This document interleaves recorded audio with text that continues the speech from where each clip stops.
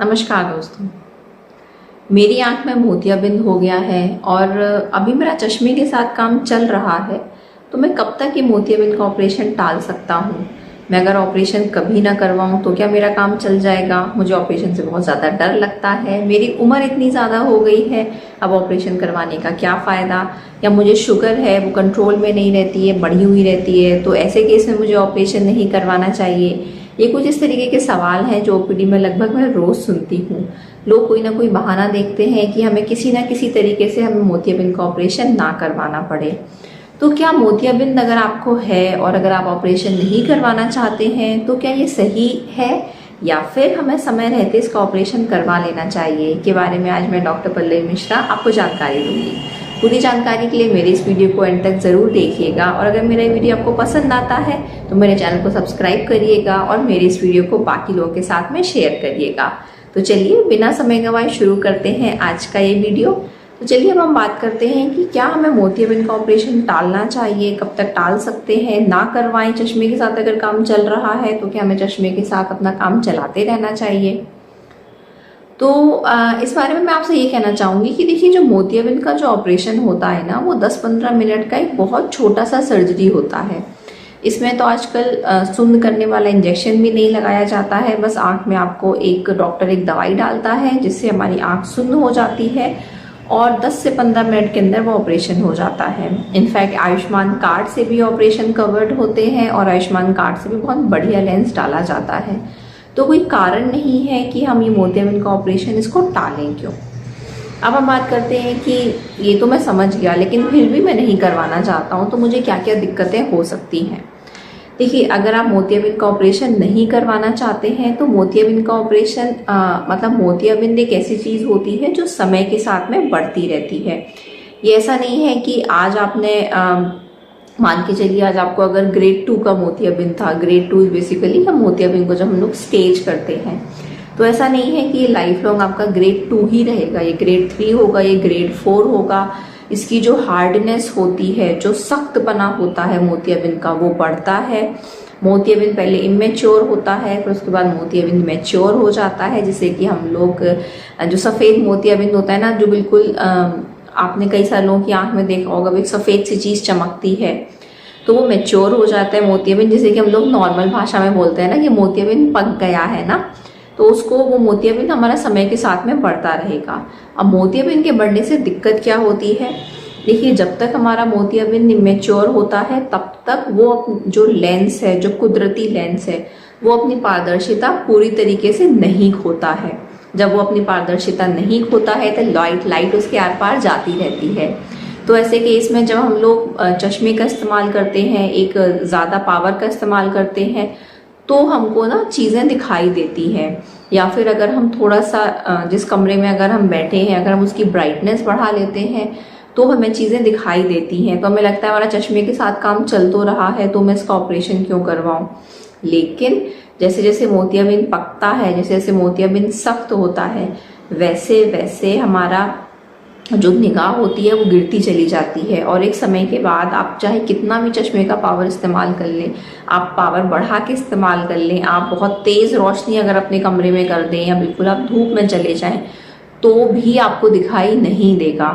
और mature cataract मतलब पका हुआ मोतियाबिंद या जो सख्त मोतियाबिंद होता है, तो ऐसे केसेस में क्या होता है कि जो ऑपरेशन होता है वो थोड़ा सा कॉम्प्लिकेटेड हो जाता है। मैं ये नहीं कह रही कि पके हुए मोतियाबिंद का ऑपरेशन नहीं होता है या फिर इसमें फेको नहीं होगा या डॉक्टर वो ऑपरेशन नहीं करेगा, लेकिन अगर आप उसकी कॉम्प्लिकेशन रेट की बात करें तो वो थोड़ा ज़्यादा होता है। जैसे जैसे मोतियाबिंद ज़्यादा सख्त हो जाता है वैसे वैसे उस चीज़ को तोड़ना फेको विधि से मुश्किल हो जाता है। अब आप ऐसे मान के चलो कि अगर आपके पास जैम है ना, जैम मतलब वो जो नॉर्मल जैम, बच्चे मिक्स फ्रूट जैम जो बच्चे खाते हैं, तो वो सॉफ्ट होती है, उसको तोड़ना आसान होता है। लेकिन अगर उसी की जगह पत्थर है तो उस चीज़ को तोड़ना हमारे लिए मुश्किल हो जाता है। तो हमको जितना ज़्यादा मोतियाबिंद सख्त होता है उतनी ज़्यादा एनर्जी की ज़रूरत पड़ती है उस मोतियाबिंद को तोड़ने के लिए, और जितनी ज़्यादा एनर्जी लगेगी ऑपरेशन के दौरान में उतनी ही ज़्यादा हमारी पुतली पर सूजन आएगी उतना ही ज़्यादा गर्माहट या ऊर्जा हमारे आँख के अंदर जाएगी और वो हमारे आँख के बाकी हिस्से को खराब करेगी। तो पके हुए जो मोतियाबिंद होते हैं या जो सख्त मोतियाबिंद होते हैं उनका जब हम ऑपरेशन करवाते हैं तो ऐसे केस में ना हमारे आँख के अंदर जो होता है डैमेज होता है वो नॉर्मल केस की तुलना में थोड़ा सा ज़्यादा होता है। तो पहला तो ये कारण हो गया कि आपको ना बहुत ज़्यादा मोतियाबिंद का इंतज़ार क्यों नहीं करना चाहिए, मोतियाबिंद के बढ़ने का या पकने का, और आपको समय रहते ऑपरेशन क्यों करवाना चाहिए। दूसरी बात हो गई कि लोग ये कहते हैं कि हम सर्दियों में करवाएंगे, गर्मियों में नहीं करवाया जाता है क्योंकि गर्मियों में पसीना आता है, ये बहुत सारे कारण देते हैं। देखिए, जब पहले के ज़माने में मोतियाबिंद के ऑपरेशन होते थे तो उन केस में क्या होता था कि लगभग महीने भर तक बोलते थे सर से नहाना नहीं है, आँख में बड़ा बड़ा, मतलब मान के चलिए इतनी सी तो आँख होती है, उसमें इतने बड़े हमारे 8 से 10 मिलीमीटर का चीरा लगाया जाता था, पूरा लेंस एक साथ खींच के निकाल दिया जाता था, बहुत सारे हमारे आँख में ना ऐसे टाँके लगाए जाते थे और फिर उसके बाद में ना कई बार ना पट्टी बदली जाती थी। तो ऐसे केस में बोला जाता था कि आप 1 महीने तक सर से मत नहाओ। अब आप सोचो ना, मई जून का महीना होता है ना, तो उसमें तो अगर आपने 4-5 दिन भी अगर बाल नहीं धोए तो सर में खुजली होने लगती है, बहुत ज़्यादा ना इरिटेशन होती है, और अगर आप महीने भर तक सर नहीं धो तो क्या स्थिति हो जाएगी। तो ऐसे केस में बोलते थे कि सर्दियों में ऑपरेशन करवाइए क्योंकि मोतियाबिंद को इमरजेंसी नहीं होता है। दूसरा क्या कारण होता था? दूसरा ये कारण होता था कि जब मोतियाबिंद सख्त हो जाता था तो मोतियाबिंद को आँख से निकालना आसान होता था, तो उस वजह से भी बोला जाता था कि जब पक जाएगा तब इसका ऑपरेशन करवाइएगा। लेकिन आज के समय में फेको विधि चली है। अब कितना भी सॉफ्ट से सॉफ्ट कैटरेक्ट होता है, कितना भी मुलायम न्यूक्लियस होता है, मोतियाबिंद होता है, उसको निकालना बहुत आसान होता है। उसके अलावा हम आँख में जो चीरे का साइज होता है वो बहुत छोटा लगाया जाता है, 2.2 मिलीमीटर, 2.8 मिलीमीटर, बहुत छोटा छोटा चीरा लगाया जाता है आँख में। तो वो चीरा लगभग हफ्ते भर में जो होता है वो इंसिजन, बाहर वाला जो इंसिजन होता है वो भर जाता है। अंदर वाला इंसिजन को भरने में थोड़ा समय लगता है, लेकिन आप कुछ लोग तो अगले दिन ही बोल देते हैं सर से नहा लो, कोई डॉक्टर बोलते हैं हफ्ता 10 दिन का वेट करना पड़ता है। फिर आज के समय में तो ऑलमोस्ट हर किसी घर में एसी और कूलर तो होते ही हैं, तो आप ऑपरेशन करवाने के बाद अपने आराम से अपना घर जा सकते हैं। तो आप किसी भी सीज़न में, सर्दियाँ गर्मियाँ, जब भी आपको कंफर्टेबल हो और आपके पास समय हो तो अपना मोतियाबिंद का ऑपरेशन आपको करवा लेना चाहिए। तीसरा जो रीज़न लोग देते हैं वो ये है कि मुझे तो शुगर है, अभी अनकंट्रोल हो रही है, तो फिर मुझे भी ऑपरेशन नहीं करना चाहिए। नो डाउट, देखिए अनकंट्रोल्ड शुगर में तो मोतियाबिंद का ऑपरेशन नहीं करते हैं, कोई भी डॉक्टर नहीं करता है क्योंकि रिस्क ऑफ इन्फेक्शन बढ़ जाता है। लेकिन अनकंट्रोल्ड शुगर सर या मैडम, देखिए ऐसी चीज़ होती है जो कि अगर आपकी लंबे समय तक रहेगी तो आपकी आँख को बहुत ज़्यादा नुकसान करेगी। इनफैक्ट सिर्फ आँख को ही नहीं, वो आपके पूरे शरीर को नुकसान करेगी। तो अगर आपकी अनकंट्रोल शुगर है तो जल्दी से जल्दी अपनी शुगर को कंट्रोल करिए और अपना कैटरेक्ट का ऑपरेशन करवाइए।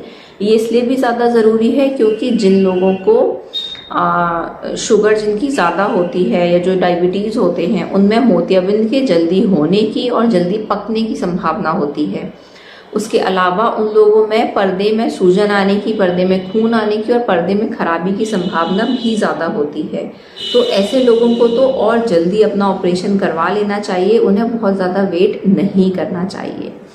तो ये तो थी जानकारी मोतियाबिंद के बारे में कि अगर मैं मोतियाबिंद का ऑपरेशन नहीं करवाना चाहता हूँ तो क्या वो सही है या गलत है।